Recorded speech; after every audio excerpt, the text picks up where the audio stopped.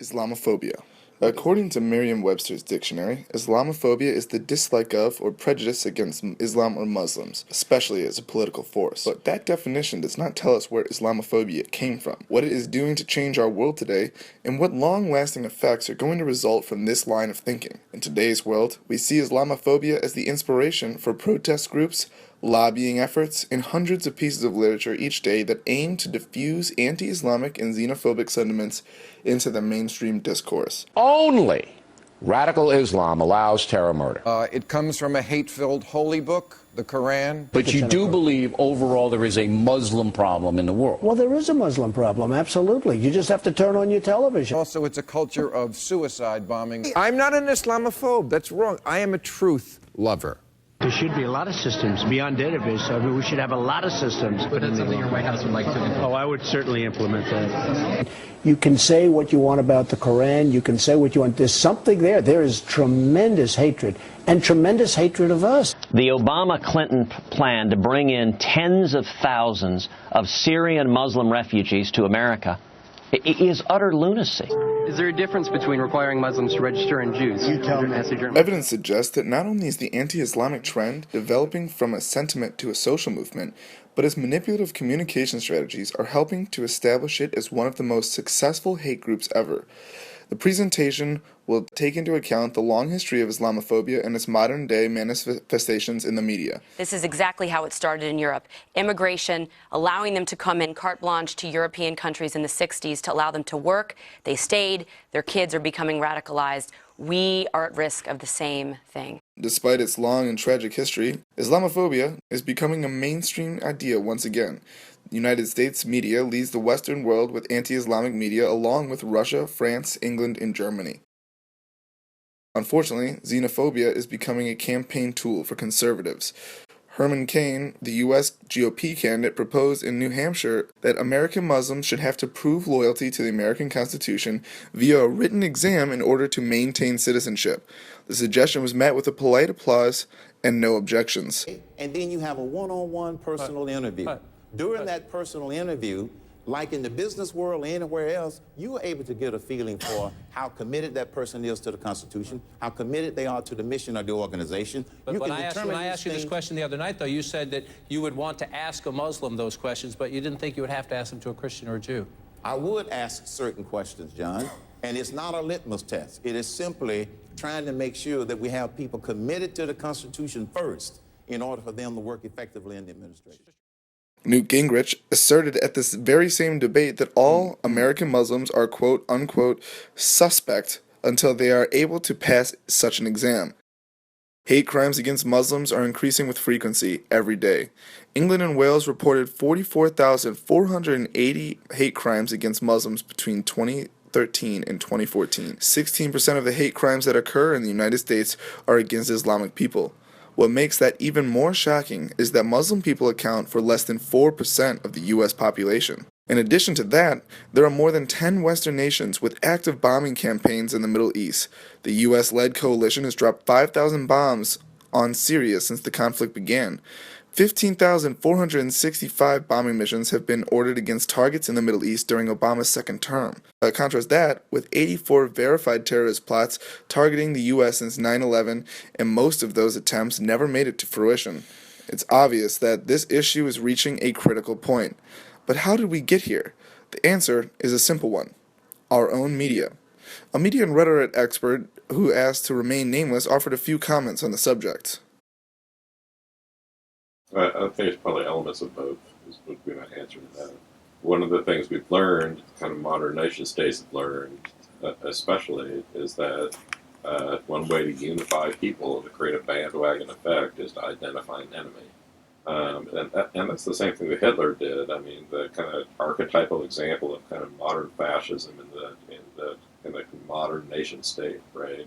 He compared minority groups, whether that be Jews, gypsies, other minority groups that he did not tolerate, as vermin, as sludge, as lice, as parasites, and it becomes very easy when you describe these things in terms of tropes and in terms of metaphors. It becomes much easier to kind of eliminate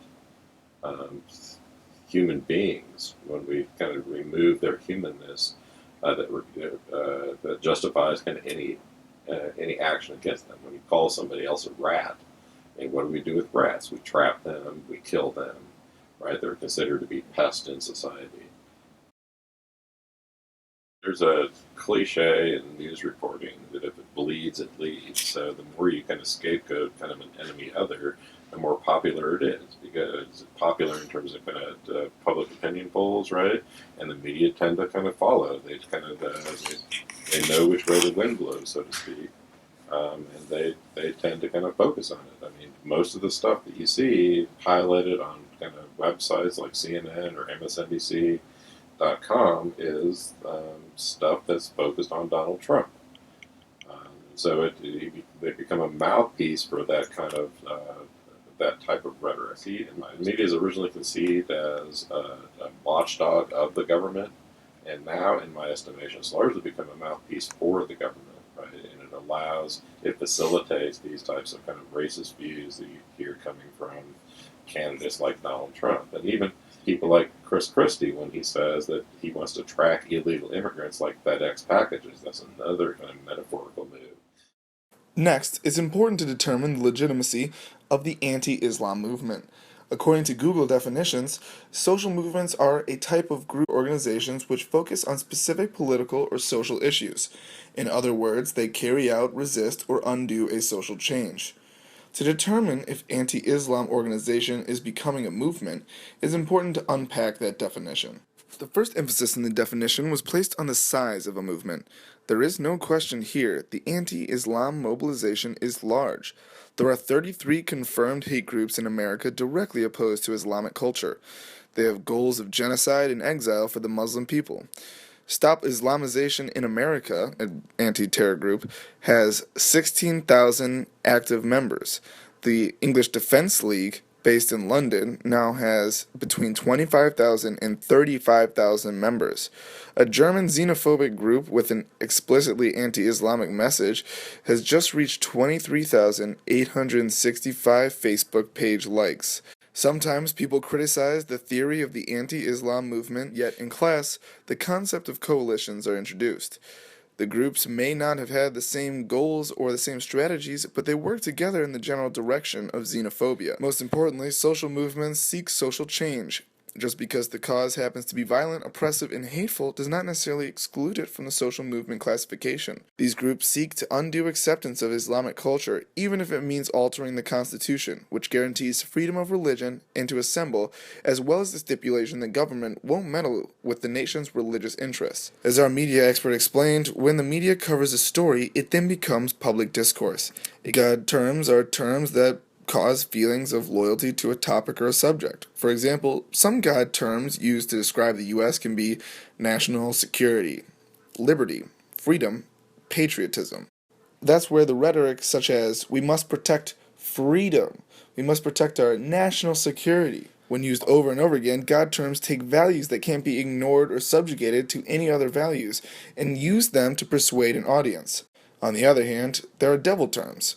These are terms that conjure up negative associations when deployed. For example, terrorism, extremists, and the Middle East. Like it or not, those terms bring up images of violence and turmoil. The repetition of devil terms creates a toxic opinion about the situation. So why would the media exaggerate terms to make people scared of the Middle East and proud to be an American? Simply because good versus evil has an element of drama, and TV is better with drama. And the better the TV, the more people watch it. And the more people are watching, the more companies like Fox and CNN can charge for their commercial spots. They are coming for you. God and devil terms are creating a rhetorical war on the Middle East and the Islamic faith. That's why the Islamophobic attitude is becoming acceptable in the mainstream. When the news corporations cover stories about a radical Syrian Muslim beheading and then don't cover a drone strike from the U.S. the same day that killed 3 times as many, it creates a false understanding of what is occurring over there. Instead of seeing that war in general is terrible, the American public is very intentionally led to believe that Muslim people are terrible. It is a manipulative trick and one that transformed this racist sentiment into a social movement. The situation is approaching an apex. The truth of the matter is, the American public has to stop walking away from these moments. It is ignorant to say that a man is just a racist, and that's how it is. The more people that accept this rhetoric in public discourse, the more people are exposed to the ideology unchallenged. There needs to be a balance in the reporting, because if you watch TV and never get unbiased media exposure, then you really might truly believe that Bill Maher was a socially liberal truth lover fighting against the evil Muslim doctrine. It is a responsibility of enlightened, educated people to spread that education understanding of the situation. A recent poll has discovered the favorable viewing of Islam by Americans is about 27%. Compare that to a poll taken just 1 month after 9/11 that found that 47% of Americans had a favorable view of Islam. This is not a leftover sentiment for 9/11. This movement is new and it's growing.